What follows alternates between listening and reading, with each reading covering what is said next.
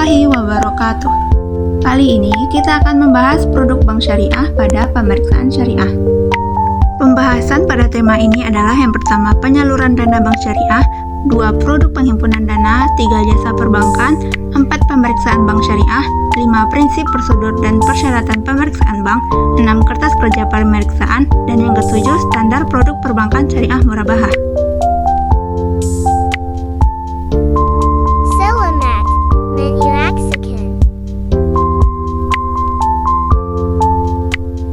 Penyaluran dana bank syariah yang pertama ada pembiayaan jual beli atau BAI, merupakan proses perpindahan kepemilikan barang atau benda yang tingkat keuntungan bank biasanya ditentukan secara langsung di awal terjadinya transaksi.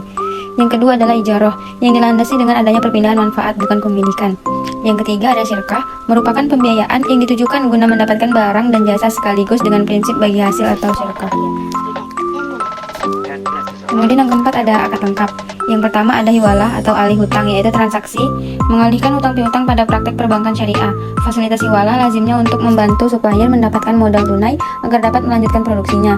Yang kedua ada rahan atau gadai, untuk memberikan jaminan pembayaran kembali kepada bank dalam memberikan pembiayaan barang yang akan digadaikan. Kemudian ada prinsip operasional syariah yang diterapkan dalam penghimpunan dana masyarakat adalah yang pertama prinsip wadiah. Prinsip wadiah yang diterapkan adalah wadiah yad-damanah pada produk rekening giro. Kemudian ada wadiah al-amanah yang pada prinsipnya harta titipan tidak boleh dimanfaatkan oleh yang dititipi. Pada wadiah al-amanah, pihak yang dititipi bertanggung jawab atas kerusakan harta titipan hingga ia boleh memanfaatkan harta titipan tersebut. Yang kedua ada prinsip mudharabah. Pada prinsip ini, penyimpan atau deposan bertindak sebagai sahibul mal atau pemilik modal dan bank sebagai mudharib atau pengelola. Dana tersebut digunakan bank untuk melakukan pembiayaan murabahah atau ijarah. Yang ketiga ada akad perlengkapan. Ditujukan untuk memperoleh keuntungan namun ditujukan untuk mempermudah pelaksanaan pembiayaan. Kemudian ada jasa perbankan. Bank syariah dapat melakukan berbagai pelayanan jasa perbankan kepada nasabah dengan mendapatkan imbalan berupa sewa atau keuntungan. Jasa perbankan tersebut antara lain, yang pertama ada sarf atau jual beli valuta asing. Jual beli mata uang tidak sejenis ini, penyerahannya harus dilakukan pada waktu yang sama, di mana bank mengambil keuntungan dari jual beli valuta asing tersebut. Yang kedua adalah ijarah atau sewa. Jenis kegiatan ijarah antara lain penyewaan kotak simpanan dan jasa tata laksana administrasi dokumen, di mana bank dapat imbalan dari jasa tersebut.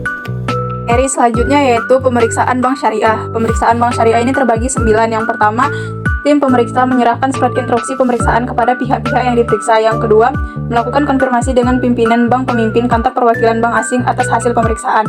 Yang ketiga, setelah konfirmasi, terdapat perbedaan pendapat, pimpinan bank, pimpinan kantor perwakilan bank asing dapat mengajukan pemeriksaan. Yang keempat, tim pemeriksa menyusun penjelasan secara tertulis kepada Bank BI selambat-lambatnya 3 hari.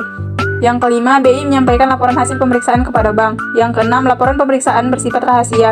Oleh karena itu, pengurus dan pegawai tidak diperkenankan untuk menyebarluaskan data atau informasi terkait hasil pemeriksaan. Yang ketujuh, penggunaan laporan hasil pemeriksaan oleh pihak di luar bank harus dikonsultasikan dan memperoleh persetujuan terlebih dahulu dari BI.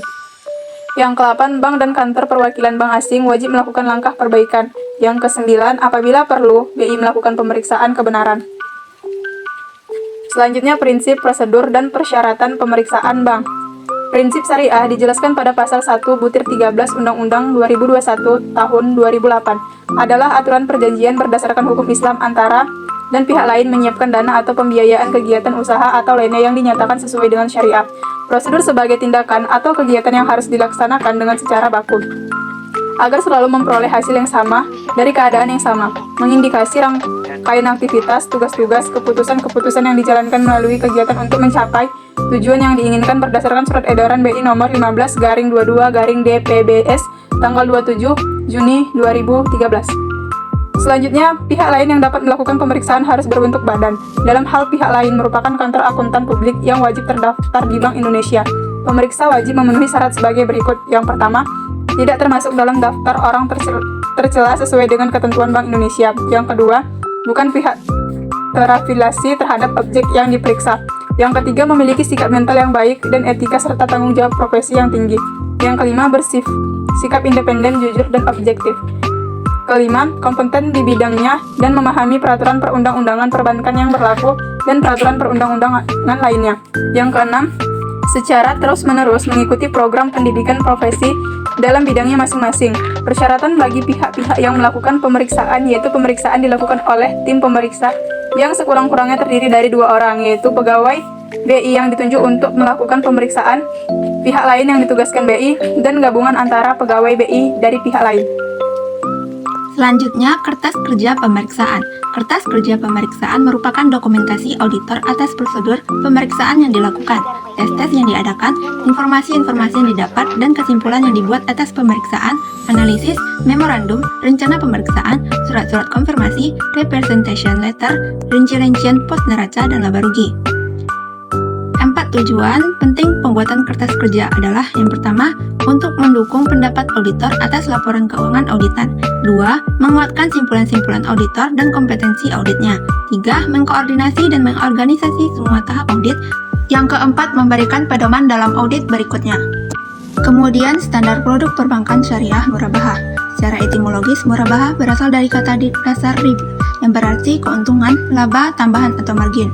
Menurut Wabah Az-Zuhaili memberikan definisi jual beli murabahah dalam perspektif ekonomi Islam, memiliki beberapa rukun dan syarat yang harus dipenuhi, berupa pihak yang berakad atau al-akidain, adanya penjual atau bank, pembeli atau nasabah, dan pemasok atau supplier. Dan yang kedua, objek yang diakadkan atau mahallal akad, adanya wujud barang yang diperjualbelikan dan harga barang. Dan yang ketiga, tujuan akad, maudu'ul akad. Dan yang keempat, akad, siqat al-akad.